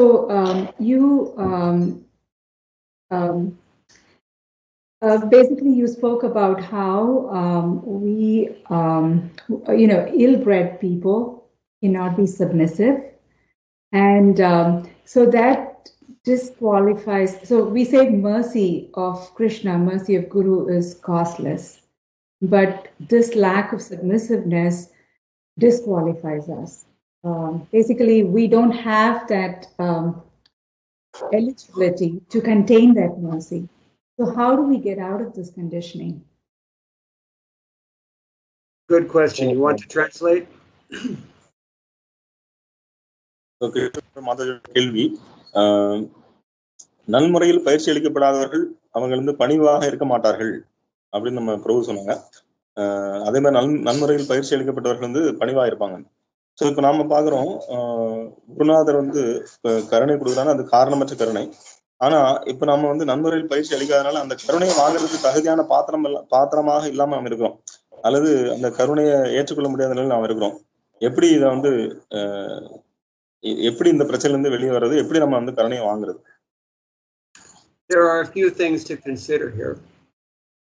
So ஒரு சில விஷயங்களை இப்ப நம்ம வந்து இங்க வந்து கவனத்தில் கொள்ளலாம். Number one, it's not exactly that bad training or lack of submission disqualifies us, but it makes it very hard to advance. குறிப்பாக வந்து நல்ல முறையில் பயிற்சி அளிக்கப்படாதது அல்லது நம்ம பணிவற்ற தன்மை அப்படிங்கிறது வந்து நமக்கு தகுதியே கிடையாது, குருநாதருடைய கருணை வாங்குறதுக்கு தகுதி கிடையாது அப்படிங்கிற அர்த்தம் கிடையாது. We mentioned already that the modern system of education trains people up to be completely independent, unsubmissive, and skeptical of everything. நம்ம ஏற்கனவே பார்த்தோம், இன்னைக்கு இருக்கக்கூடிய நவீன யுகத்தினுடைய கல்வியானது நம்மளை வந்து மிகவும் சந்தேகத்திற்குரிய நபராகவும், எதையும் ஏற்றுக்கொள்ள பணிவில்லாமல் எதையுமே கேள்விக்குறியோடு சந்தேகனோடு பாக்குற மாதிரி நம்மளை வந்து, அதுதான் நம்ம இந்த பாடத்திட்டத்தினுடைய விளைவு. And for that matter, in that realm, they might as well be, because nobody has anything worth teaching there anyways. So யாருமே வந்து எதுவுமே சொல்லி தரதில்லை. But this is why Srila Prabhupada called modern educational system or modern academies, he called them slaughterhouses. அதனால பாத்தீங்கன்னா சில பிரபுபாதர் வந்து இந்த நவீன கல்வி முறையை வந்து என்ன சொல்றாருன்னா அது வந்து கசாப்பு கூடம் என்று அழைக்கிறார். That's a really strong and graphic term. Why did he use that term? Of all the possible nouns he could have chosen, why that one? ரொம்ப கடினமான வார்த்தை அது. ஏன்னா கசாப்பு கூடம்ங்கிறது பார்த்தீங்கன்னா ரொம்ப அது ரொம்ப கடினமான கனமான வார்த்தை. ஆனா பிரபுபாதர் எவ்வளவு வார்த்தை இருக்கு. ஆனா இந்த நவீன கல்வி கூடங்களை வந்து கசாப்பு கூடம்னு அழைக்கிறார். Only a very sensitive person with sukshma buddhi can appreciate just what the spiritual effect of this kind of education is on the soul. யார் ஒருவர் ரொம்ப ஒரு நல்ல புத்தி கூர்மையுடைய சூக்ஷ்மமான கண்ணோட்டத்துல பார்க்கக்கூடியவர் மட்டும்தான் இந்த நவீன கல்வி திட்டம் அப்படிங்கிற இந்த நவீன பாடத்திட்டங்கள் வந்து எப்படி வந்து இந்த ஆத்மாவனுடைய விஷயத்துல வந்து எப்படி வந்து இது வந்து இந்த கசாப்பு கூடமா செயல்படுது அப்படிங்கறத அவங்களால புரிந்து கொள்ள முடியும். The kinds of kusamskars that are created by going through this educational system are enough to keep you in material bondage for many lifetimes. There's no better word for this than a slaughterhouse. So இந்த நவீன கல்வி முறை அந்த திட்டத்துல பாத்தீங்கன்னா அவர்கள் பலவிதமான கெட்ட சம்ஸ்காரங்கள் கெட்ட பதிவுகள் அதன் மூலமாக பாத்தீங்கன்னா அவங்க பல்வேறு ஜென்மங்கள் இந்த பௌதீக பந்தத்திலே இருக்க வேண்டிய சூழ்நிலை வருகிறது. இதை விட கசாப்பு கூடங்கிற வார்த்தை தவிர வேற நல்ல வார்த்தை எதுவும் கிடையாது இந்த நவீன கல்வி திட்டத்தை சொல்றதுக்கு. Sometimes in English they have the joke PhD. PhD means piled high and deep. Piled high and deep. Yeah. PhDங்கிறது சொல்லுவாங்கன்னா ரொம்ப ஆழமா மேல வந்து ஏகப்பட்ட குப்பையை போட்டுச்சு. What is piled on top of you? This is all the difficulties that you have created for yourself that you have to somehow tunnel your way out of now. Spiritually.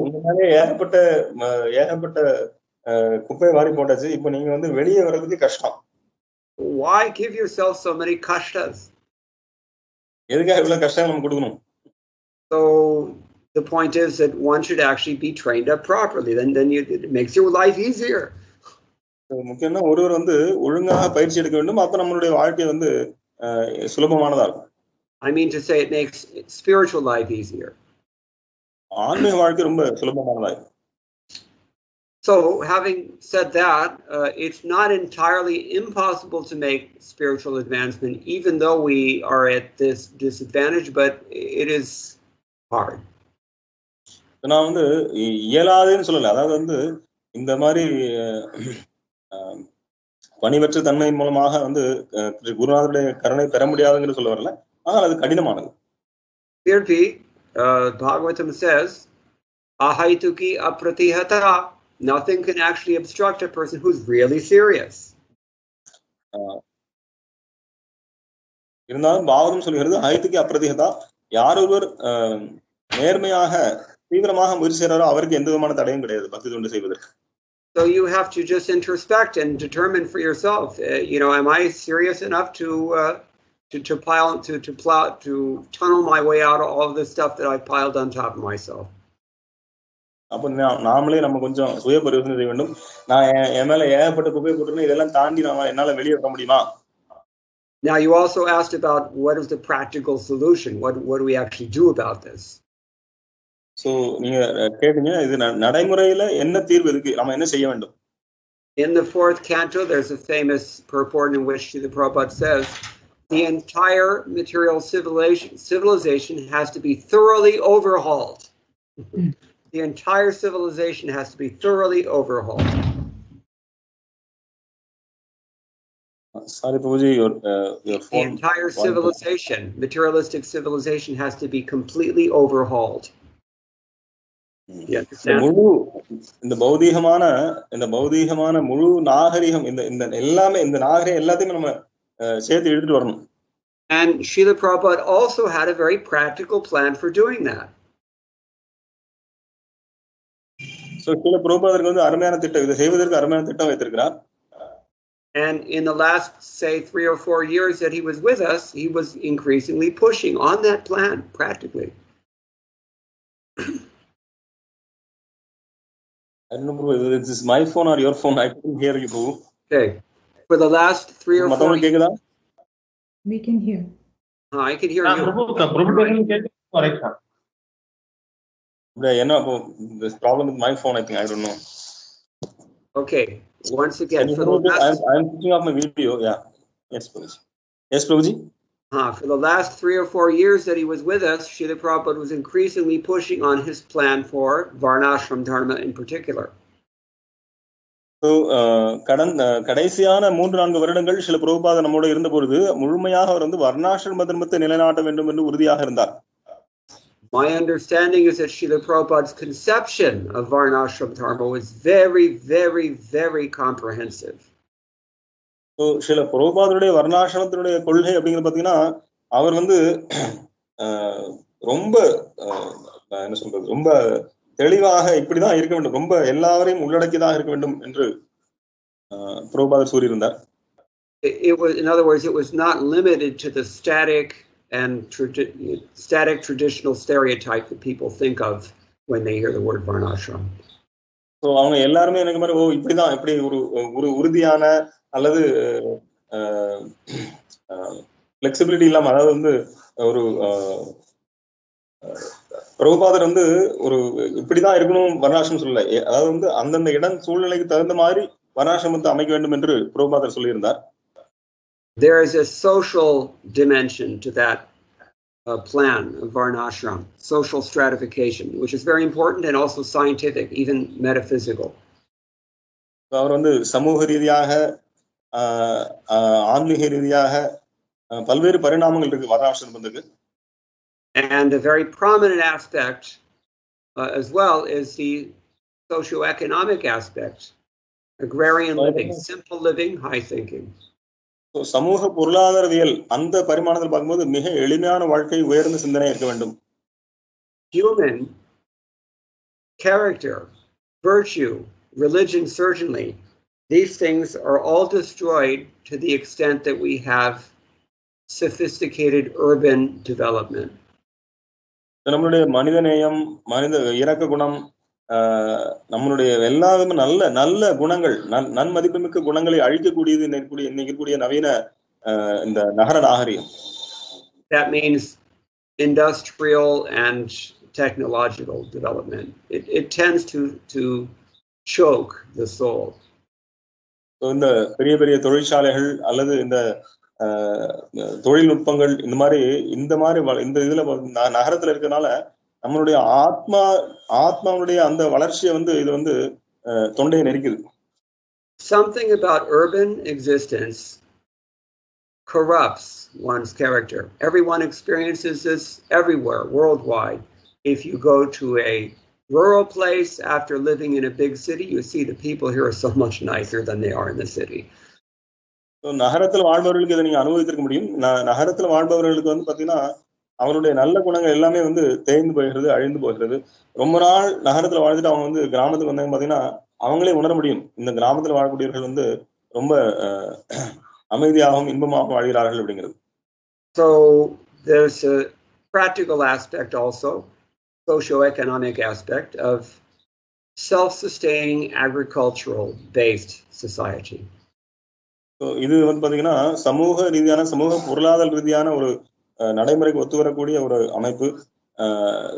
தற்சார்புடைய கிராமங்கள், அவர்கள் தங்களுக்கு தேவையான விஷயங்களை அவர்களே விவசாயம் செய்து உற்பத்தி செய்து கொள்வது. Unfortunately, capital U, both these things are the last thing pretty much anyone wants to hear about. விசேஷமாக பாத்தீங்கன்னா நம்ம எல்லாரும் சேர்த்துதான், யாருமே இந்த விஷயங்களை வந்து கேட்கறதுக்கு ஆர்வம் இல்லை. We are so heavily indoctrinated in Marxist ideologies that we cannot countenance the idea of social stratification on one hand. So நாம எந்த அளவுக்கு நமக்கு வந்து நம்ம இதுல மதிமயங்கி இருக்கிறோம் அப்படின்னா நம்மால வந்து இந்த இதுக்கு ஒரு மாற்று வழி இருக்கிறது அப்படிங்கறத யோசிக்க கூட நம்மளால முடியல. even though it's not much different than what Adam Smith called simple division of labor. So Adam Smith அப்படிங்கிற சொன்னார், ஒரு இந்த தொழிலை வந்து பிரிப்பது, வகுப்பது. Adam Smith is a famous economist. He wrote The Wealth of Nations, very seminal work in that field. Adam Smith அப்படிங்கிற வந்து பொருளாதாரவியல் ஒரு புத்தகம் எழுதியிருக்கிறார் அவர். But on top of that, nobody wants to go and live a simple agrarian lifestyle once they've been spoiled by the comforts of city life. It's very difficult. யாருமே எளிமையான ஒரு கிராமத்துல போய் விவசாய பண்ணையில வாழ்றதுக்கு தயாராக இல்லை. ஏனென்றால் அவர்கள் வந்து நகர வாழ்க்கையில் அவர்கள் வந்து அதனால வந்து அவங்க வந்து நகர வாழ்க்கைக்கு பயன்பட்டு போய் அவர்கள் வந்து இந்த கொஞ்சம் ஒரு சில கஷ்டங்களை ஏற்றுக்கொண்டு எளிமையான வாழ்க்கை வாழ தயாராக இல்லை. These are very practical considerations. இதெல்லாம் கண்டிப்பாக நடைமுறைக்கு நம்ம கவனத்துக்கு கொள்ள வேண்டிய விஷயங்கள். It comes down to what you're doing, how you're living. இது நாம என்ன பண்றோம், எப்படி நம்ம வாழ்க்கை நடத்துகிறோம். Anyway, the point is that Srila Prabhupada had a very comprehensive program to actually elevate our character, to purify our existence. That's called Sattva Samshuddhi in Bhagavad Gita. So, முக்கியமான விஷயம் என்னன்னா, ஸ்ரீல பிரபுபாதர் ரொம்ப விசாலமான ஒரு திட்டத்தை வைத்திருக்கிறார். நம்ம எல்லாரையும் இங்கிருந்து இந்த நம்மளுடைய உணர்ச்சியை தூய்மைப்படுத்தி நம்ம மேன்மைப்படுத்துவதற்காக பல திட்டங்களை ஸ்ரீல பிரபுபாதர் வச்சிருக்கிறார். And the culture of Varnashram Dharma, which is also called Sanatana Dharma, it affects that elevation of purification of one's existence very nicely. So, இந்த வர்ணாசிரம் தர்மம் அதாவது சனாதன தர்மம் இதனுடைய முக்கியமான விஷயம் என்ன பாத்தீங்கன்னா, இந்த ஆத்மாவை நம்மளுடைய ஆன்மீக இருப்பை தூய்மைப்படுத்தக்கூடிய விஷயம் தான் அதுக்கு ரொம்ப உதவக்கூடிய விஷயம் தான் அந்த வர்ணாசிரம தர்மம். The main problem is that we don't know much about it because we're not studying Prabhupada's books. என்ன முக்கியமான பிரச்சனை, நமக்கு வந்து தெரியறது இல்லை, ஏன்னா நம்ம பிரபுபாத புத்தகங்களை படிக்கிறது இல்லை. Consequently, whatever attempts we have made at implementing Varnashram to date within ISKCON have backfired. They're actually worse than doing nothing. இன்னும் சொல்ல போனீங்கன்னா, நம்ம வந்து பிரபுபாதர் இந்த வர்ணாசிரம தர்மத்தை பண்றோம்னு சொல்லி நம்ம எதெல்லாம் பண்ணிருக்கோமோ அதெல்லாம் பாத்தீங்கன்னா ஏற்கனவே இருந்த விட கொஞ்சம் மோசமாயிடுது நிலைமை. Our own mistakes have actually compounded people's natural aversion to the system itself. So, நம்மளுடைய தவறுகள்னால இயற்கையாகவே இந்த வர்ணாசிரமத்தில் ஈடுபாடு கொண்டவர்கள் கூட வந்து அவங்க கூட தயங்க ஆரம்பிக்கிறாங்க. So let me look at this from another angle. So, இன்னொரு கோணத்தில் நம்ம அதை பார்ப்போம். Vaidhi Bhakti. Vaidhi Bhakti. Vaidhi Bhakti is essentially the same. It has the same practical character as Varnashram Dharma in that it is a system of following Shastric injunctions and ordering your daily activities in accordance with those injunctions. So, இது வர்ணாசிரமத்தின் கொள்கை போலவேதான் எப்படி வந்து சாஸ்திர விதிகளை கடைபிடித்து நம்மளுடைய தினசரி செயல்களை செய்வது. And it's counterintuitive. அது வந்து பாத்தீங்கன்னா சாஸ்திரத்துக்கு புறம்பா போறது விட நல்லதுதான் அது. We're thinking that the more rules and regulations we impose upon ourselves, the more difficult our life becomes, or at least the more complicated our life becomes. That's what we're thinking. நாம என்ன நினைக்கிறோம்னா, எந்த அளவுக்கு நம்ம விதிமுறைகளை கடைபிடிக்கணும்னு நினைக்கிறோமோ அந்த அளவுக்கு நம்மளுடைய வாழ்க்கை சிக்கலாகுதுன்னு நினைக்கிறோம். What we don't realize is that most of our problems are going to be dissolved once we do that, because those problems will not arise in the first place. ஏன்னா நம்ம இந்த விதிமுறைகளை கடைபிடிக்கிறதுனால பல்வேறு விதமான பிரச்சனைகள் நம்ம தப்பிச்சிருவோம். ஏன்னா அந்த பிரச்சனைகளே வரப்போறது இல்லை நம்ம இந்த விதிமுறையை கடைபிடிச்சா. We make effortless spiritual advancement when we follow very strictly, and this is counterintuitive. So, நாம தீவிரமாக நம்ம பயிற்சி செய்தால், இந்த விதிமுறைகளை கடைபிடித்தால் நாம மிக எளிமையாக ஆன்மீகத்துல விரைவாக முன்னேற முடியும். அதான் பாத்தீங்கன்னா இது வந்து நீங்க புதுசா எதுவும் செய்ய வேண்டிய அவசியம் இல்லை, நீங்க தானாகவே முன்னேற முடியும். And of course, it's not something that you can really argue with. It's something you simply have to experience, which means the only way you can test it is to do it. இது நீங்க இதை பத்தி நம்ம தர்க்கம் பண்ண முடியாது. இதை நீங்களாக செய்து நீங்களாக அனுபவிக்க வேண்டும், அப்பதான் உங்களால முடியும். Therefore, there's one simple answer to this very broad, complex question. ரொம்ப எளிமையான ஒரு பதில் இந்த ரொம்ப விரிவான சிக்கலான கேள்விக்கு. And that is that you increase your satsanga submissively. You embrace the principle of higher association, and all these things will come as a result of that. நீங்க உங்களுடைய மிக சங்கத்தை, உயர்ந்த சங்கத்தை நீங்க கூற்றிக் கொள்ளுங்கள், உங்களுடைய அதிகப்படுத்திக் கொள்ளுங்கள். உங்களை விட ஆன்மீகத்துல முன்னேறியவர்களுடைய சங்கத்தை வளர்த்துக் கொள்ளுங்கள். அதன் மூலமாக இந்த எல்லா விஷயங்களும் உங்களுக்கு தெரியப்படுத்தும். The process of Krishna consciousness itself is affected chiefly through satsanga. Krishna உணர்வு, கிருஷ்ண பக்தி அப்படிங்கிறது வந்து இந்த வழிமுறையே பாத்தீங்கன்னா சத்சங்கத்து மூலமாக தான் இதை வந்து செயல்படுத்த முடியும். Shuddhanti tasmai prabhavishnave namaha. And that process is sufficiently powerful that any kind of disadvantage, any kind of ill training or bad association or sinful background or whatever, it will be overcome by the innate potency of the process. இந்த பக்திதனுடைய உள்ளார்ந்த அதனுடைய இயற்கையான சக்தி என்ன பார்த்தீங்கன்னா, எந்த விதமான குறைபாடுகளையும் நீக்க வல்லது. எனக்கு சரியான பயிற்சி இல்லை, எனக்கு நம்பிக்கை இல்லை, எல்லா விதமான குறைபாடுகளும் நீக்க வல்லது இந்த சத்சங்கம். All the things that we've been discussing up until this point, in answer to your question, that's all detail. இவ்வளவு விளக்கங்கள் நம்ம கொடுத்துருக்கோம். இன்னைக்கு ஸ்லோகமே இந்த விஷயம் தான். இந்த கேள்வி பதில் உங்களுக்கு வந்து அதனுடைய விளக்கங்கள். And details are important. இந்த ஒவ்வொரு விளக்கங்களும் ரொம்ப முக்கியமானது. The devil is in the detail. ஏன்னா எந்த ரொம்ப நுண்ணிய பார்க்கும்போது தான் வந்து பாத்தீங்கன்னா அதுலதான் வந்து விஷயங்கள், அதுலதான் வந்து அசுரம் உட்கார்ந்துருக்கான்.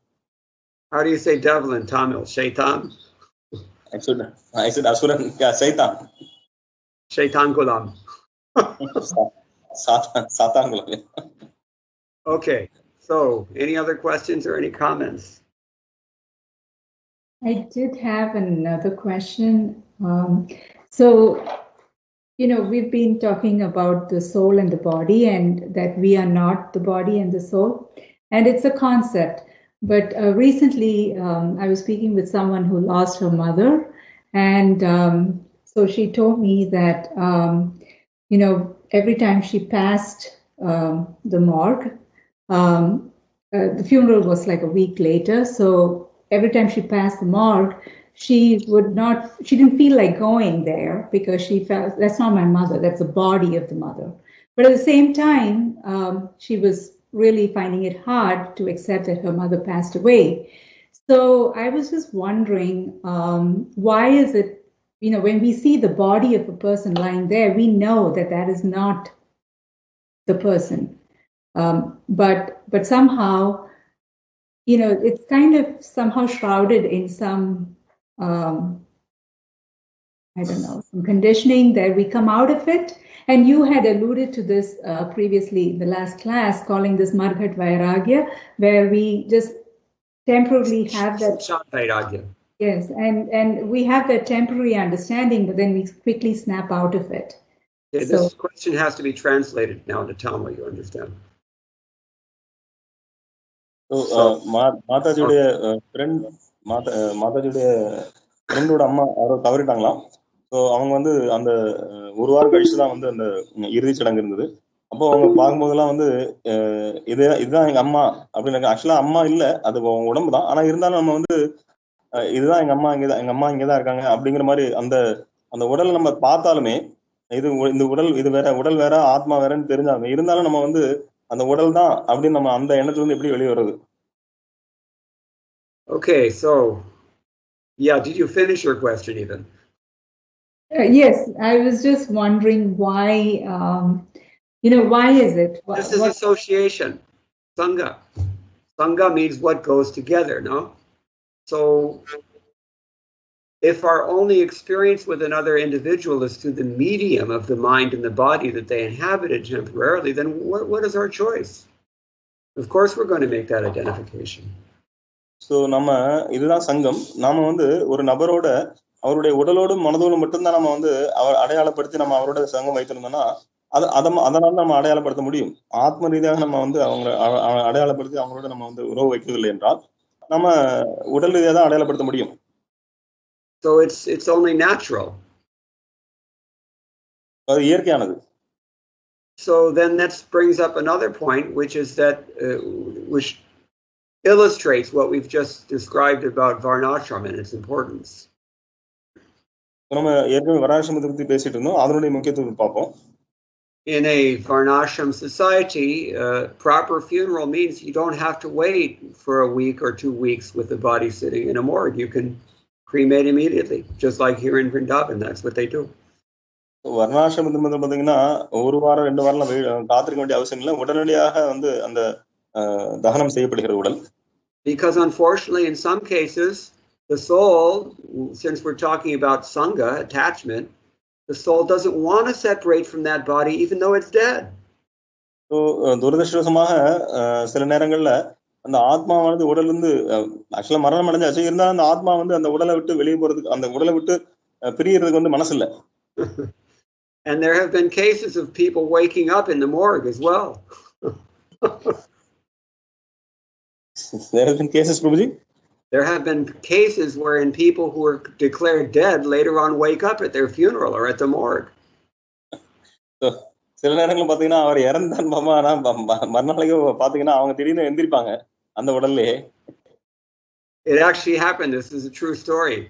There was a funeral and one lady's mother died, I think it was. And the mother, you know, in the Christian funerals, they have an open casket. And suddenly the mother sat up in her casket, looked around and said, what's going on? And the lady her daughter who was there at the funeral, she had a heart attack on the spot and dropped dead. So, இது வந்து உண்மையா நடந்த கதை விஷயம். ஆக்சுவலா வந்து ஒரு பெண், அவங்களுடைய அம்மா தாயார் இறந்துட்டாங்க.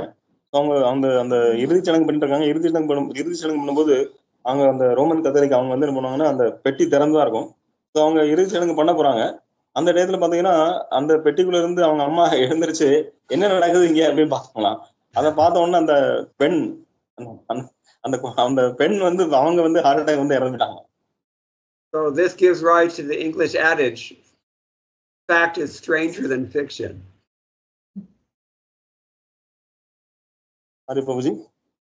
This has given rise to the English saying, fact is stranger than fiction.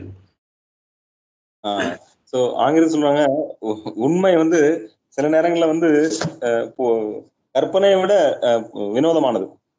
I mean, it really is true. This is such a weird place that we live in. So any weird thing can happen in this world. It's true. So எந்த வினோதமான விஷயம் இங்க நடக்கலாம் இந்த உலகத்துல, அதுதான் உண்மை. But we don't want to get too far off topic. The fact is that it is for this reason that the injunction is that the body has to be cremated ideally before sunset the same day. So actually வந்து என்ன பாத்தீங்கன்னா ஒருவர் இறந்து அந்த சூரிய அஸ்தமனத்துக்கு முன்னாலேயே வந்து அந்த உடலை வந்து தகனம் செய்ய வேண்டும். And what does the eldest son do at the funeral? He has to crack the skull of that corpse just to break his attachment. So அந்த மூத்த பையன் என்ன பண்ணணும், அவன் வந்து அந்த மண்டை ஓட்டை உடைக்கணும், அந்த இறந்தவருடைய மண்டை ஓட்டை உடைக்கணும். This is where we're all going. This cannot be denied. This is not faith or religion. This is hardcore history. Documented. Everybody dies.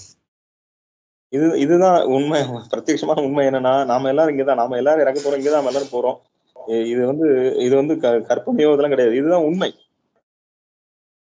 So therefore we appreciate why Srila Prabhupada is constantly telling us now, while we can process it, you are not this body.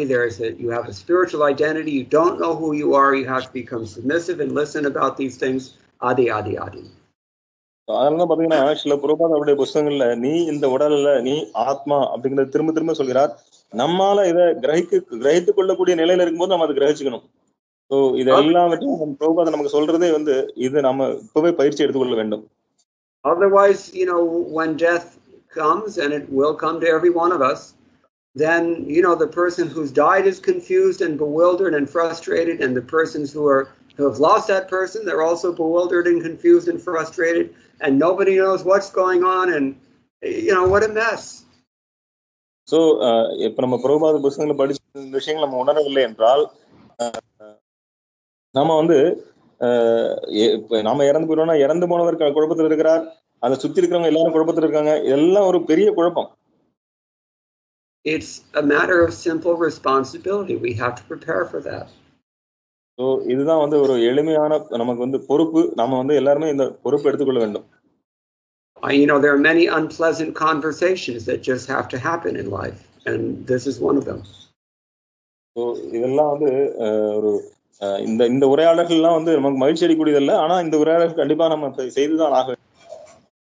But if we hear these things throughout our lives, and if we constantly remind ourselves, as Bhagavad Gita does, that you are not this body, then dhira satrana muhyati. இது நம்ம தொடர்ந்து கேட்டோம், பகவத்கீதையை தொடர்ந்து படிச்சோம் கேட்டோம்னா அப்போ நம்ம வந்து தீர சத்ரு நமக்கு நாம வந்து ஒரு தீரனானவன் வந்து கலங்குவதில்லை. So this is our responsibility as human beings. We have to realize first of all that we are not this material body. So மனிதர்கள்னா நம்ம முதல்ல புரிஞ்சுக்கணும், நாம இந்த உடம்பல்ல அப்படிங்கிறத முதல்ல புரிந்து கொள்ள வேண்டும். Any non-devotee can understand this. Any scientist can understand this. Anyone. It has nothing to do with religion. Anyone can understand that they are not the body, theoretically. எல்லாரும் புரிந்து கொள்ள முடியும். ஒரு விஞ்ஞானி புரிந்து கொள்ள முடியும், ஒரு சாதாரண பக்தர் அல்லாதனால புரிந்து கொள்ள முடியும், எல்லாராலையும் புரிந்து கொள்ள முடியும். நாம இந்த உடல் அல்ல அப்படின்னு அவங்க வந்து ஏற்றளவுல புரிந்து கொள்ள முடியும். The problem is this, that you will not be able to do anything practically about that until you get some clue as to who you really are. என்ன பிரச்சனைனா, நீங்க அந்த அறிவு வச்சு நீங்க எதுவும் செய்ய முடியாது. ஏன்னா நீங்க யாருன்னு உணர்ந்தா மட்டும்தான் நீங்க செயல்பட முடியும். Therefore, Srila Prabhupada is so much stressing on this point of hearing submissively. அதனால ஸ்ரீல பிரபுபாத் சொல்றார், நீங்க பணிவோடு கேட்க வேண்டும். If we actually find, as you said in the case of your friend, that her mother died, suddenly everything that she identified as her mother is gone. What to do now? No idea. I never knew my mother. This is the fact. So உங்களுடைய குழந்தை, உங்க friend, நண்பருடைய உங்க தோழியுடைய தாயார் இறந்து போனது சொன்னீங்க. ஏன்னா அவங்க வாழ்நாள் அதை கேட்டதில்லை. திடீர்னு எங்க அம்மா போயிட்டாங்கன்னா, அப்ப எங்க அம்மா, நான் இவங்க எங்க அம்மாவை பார்க்கவே இல்லையா, நான் என்ன பண்றது? We take this very lightly, actually.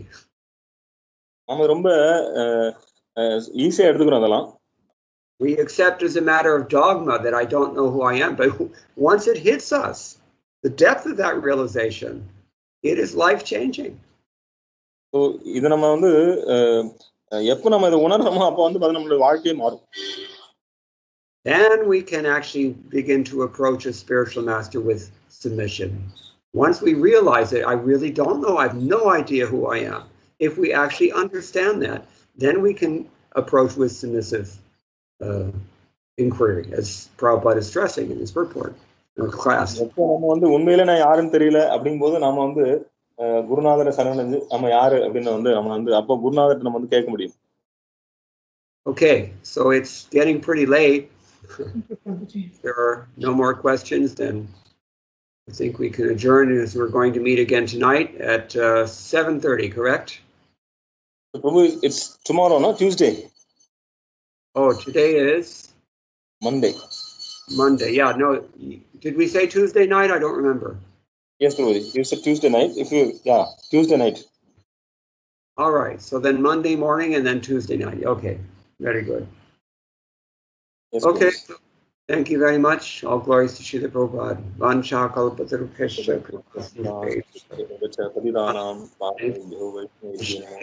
Namo Namo. Hare Krishna.